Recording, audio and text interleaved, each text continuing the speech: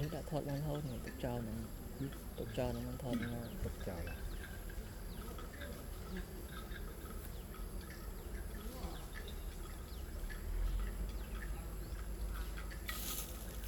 ាក់ចោលនឹងថតបានហូរនឹងដាក់នេះដែរចោលគឺទុកចោលនឹងថតបានហូរនឹង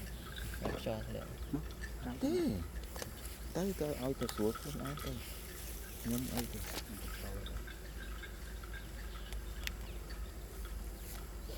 ជឿ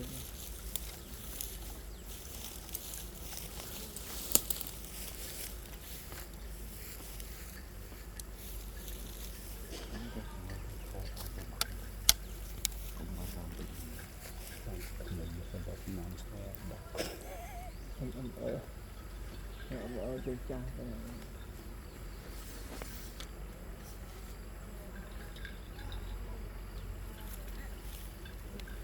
គាត់ថាខ្ញុំខ្លាចនាមខ្លាចខ្លួនឈឺអត់បរិសាគាត់ដេកបានអត់ល្ងយកន្លែងគាត់អត់ចាំគាត់បាត់ពីឡើងគុំដេកលឿនតែគាត់ឡើងវិញគាត់មក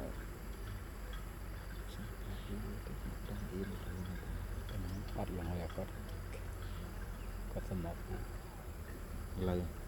លោកមិនមករៀមលេគាត់ខថដេកលោកយ៉ាលេវលើគាត់ខហើយថ្ងៃមុខឆក់ទៀតសម្បត្តិពីនីតិគុតណាមើលពី